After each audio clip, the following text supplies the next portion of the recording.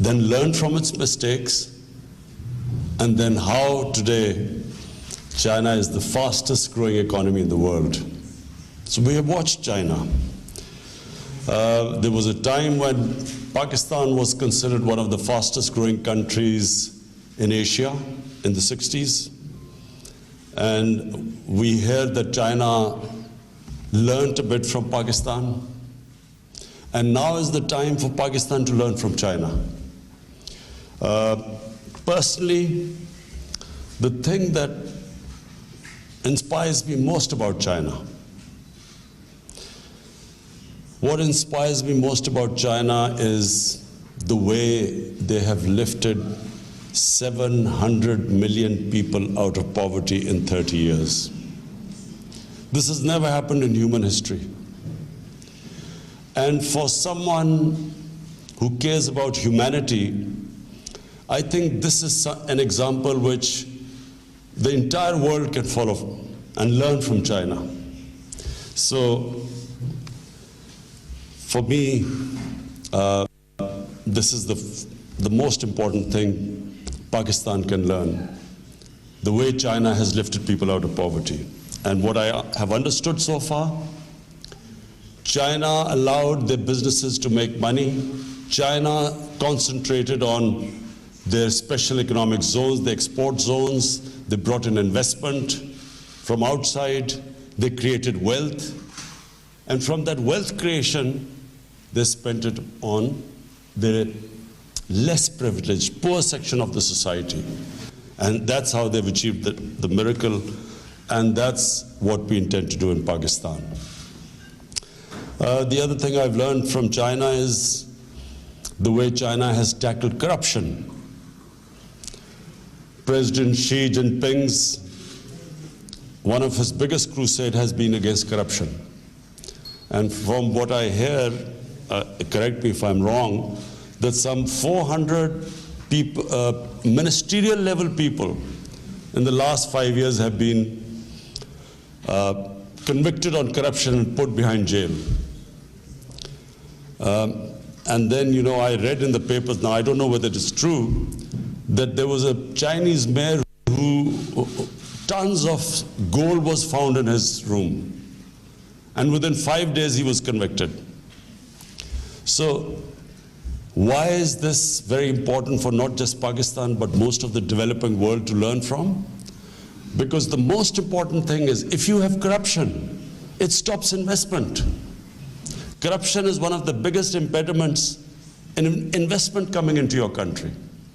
The reason, one of the main reasons why we have not been able to develop this great potential of Pakistan has been the fact that red tapeism, and red tapeism is also because of corruption. When you slow down, by slowing down procedures through red tape, it is a way of getting speed money, corruption money. And corruption, when firms have an opportunity of, they can invest anywhere in the world, they will always invest in economies that are cleaner, economies where there are less impediments in the way of investment. So I wish I could follow President Xi's example and put 500 corrupt people in Pakistan in jail. But unfortunately, we have a very cumbersome process, and so we hope in time we will improve it. But I do believe that this is something also, the way China has gone ahead, the way they have learned from their experiences.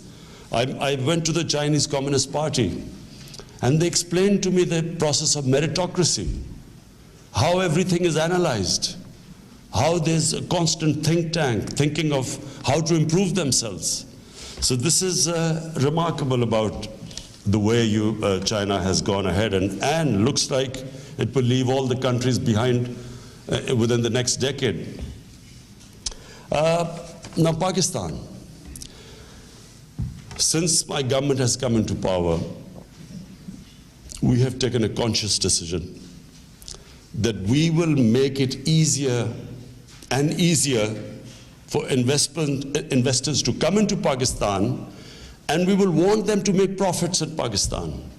We will encourage profitability. We had a mindset where businesses, when they started making profit, there was some sort of an envy in our system, in our bureaucracy, amongst our politicians, and they would somehow want to pull them down. This government is the first government since 1960s which is encouraging businesses now, which wants them to make profits in Pakistan, which wants them to get rich in Pakistan. And the Prime Minister's office is driving this, the opportunities for people to invest in our country. The ease of doing business is driven from the Prime Minister's office.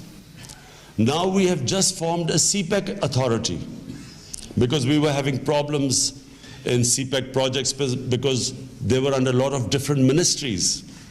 Now we have decided that there will be one authority which will resolve all the problems of CPEC. And that authority will be the Prime Minister's office, so that it can, my office can make it easier for people investing in Pakistan, people from China investing in Pakistan. I'm pleased to say that we have done a few things which I will tell you. We have in Gwadar Port and phase 1 of Gwadar Free Zone, that has been completed. And Gwadar Airport will soon be completed. Work has started on it. Gwadar, as you know, is the port, one of the whole idea of CPEC initially was to connect China to the Indian Ocean and to the Gwadar port. So we have also now, Gwadar's smart port city master plan has been improved finally. It took us time. Concessions for Gwadar port and free zone have been approved.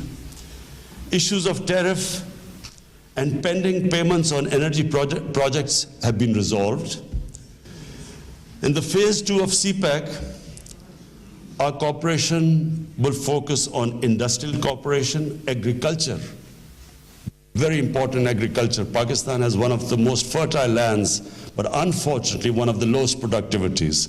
And that's what we hope to learn from the Chinese experience of your high productivity, seed development, in water management, in fisheries especially. So that is the next emphasis. And why, just as my Commerce Minister said, why should people invest in Pakistan? So there are 5 reasons which I want to again repeat. Pakistan's strategic location. Pakistan is one of the most strategic located places in the world.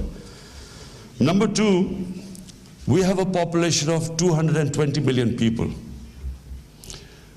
And unlike China, Pakistan's 60% of Pakistanis are below the age of 30. One of the youngest populations, which means a vibrant population, a young, vibrant population, labor force. And then we have started this economic revival through reforms. You will be pleased to know, those who want to invest in Pakistan, that in the ease of doing business, Pakistan has made the biggest strides. We have gone up the greatest number in the whole of South Asia. And overall in the world, we are number 8 in a country that has made the greatest advances in ease of doing business. And then, of course, the industrial clusters through special economic zones. We are working on them. Some have moved ahead, others are a little bit slow, but we are now especially concentrating on our special economic zones. And where do we want Chinese investment? We would love them. We would want Chinese investors to come. I met this morning very powerful Chinese investors, some already there and some who want to expand their investment. So I've met them, and I must say I was very happy this morning with the quality of investors we have. So we will facilitate them, but the sectors we want Chinese investment is number 1, textile, because Pakistan is one of the biggest producers of cotton, manufacturing, IT and financial services. We would like your people to come and help us there. Physical and technological logistics, food processing and agriculture, tourism and hospitality. Pakistan is one of the most untapped tourist potential places in the world. We have, out of the 12 or 13 highest peaks, over 24,000 in the world, 6 are in Pakistan.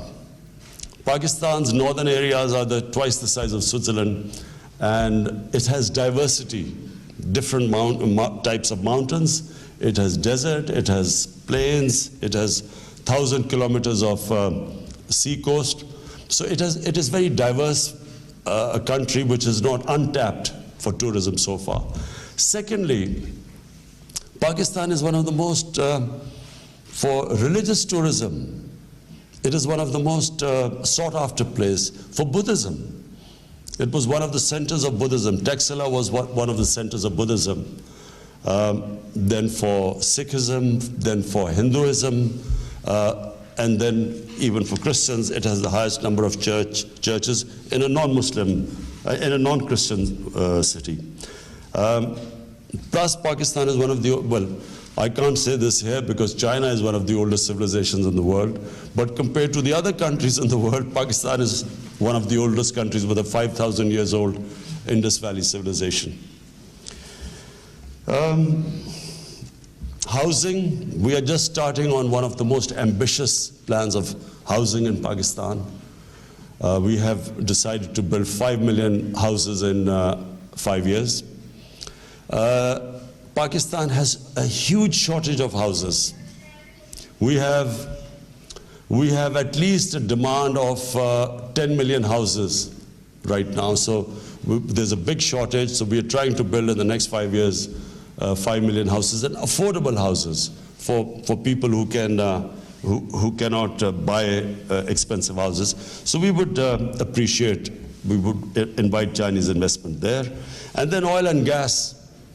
In oil and gas, we have huge areas which we haven't had, because of policies that discouraged drilling, we haven't had much interest in there, because now we have initiated policies for companies to come and drill in oil and gas.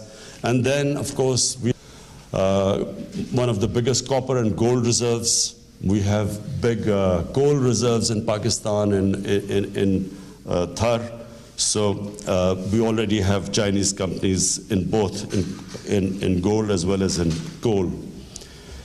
Security situation in Pakistan has improved. There was a time when people were scared to come to Pakistan because of our security situation.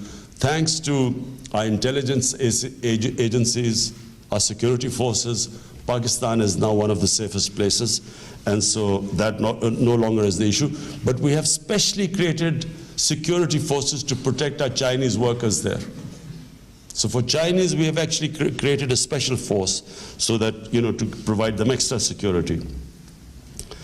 Our visa regime. We have liberalized our visa regime. For Chinese nationals, they can actually come and get visa at the airport. This was not the case before. We had a very difficult visa regime. So that has been eased up, and it is also for 70 other countries we have allowed them to come and get visas at the airport. All the cities of Pakistan are connected with air routes now. This is now exactly where China was in 1978. This is where Pakistan is now. It's a great time to come and invest in the country. Our labor cost, as my Minister of Commerce said, our labor cost is only about 20%. 20% of what is the labor cost in China. So there is a comparative advantage now. We have, of course, developing the free trade agreement with China now to the next phase. We are developing that further. And Pakistan, of course, because of its location, it gives Chinese companies coming into Pakistan to re-export from Pakistan, it's much easier, bearing in mind the trade restrictions right now on Chinese goods. So, finally, this is a great opportunity. I have especially come here, I came here today to talk to the Chinese investors. This is the time to come to our country. And from me, as the Prime Minister, I can assure you that the Prime Minister's office will be dealing with all the major investors in our country. And CPAC will be dealt again from the Prime Minister's office, so to make it easy for you to invest there and to remove all hurdles that are in your way. It's an exciting time in Pakistan because as we open up our country for business, it is a great opportunity for people to come and invest. And as we change the mindset in Pakistan, we want businesses to come and make money. We want businesses to come to China and make big profits, so that the more profits you make, we feel that more investors will come to Pakistan.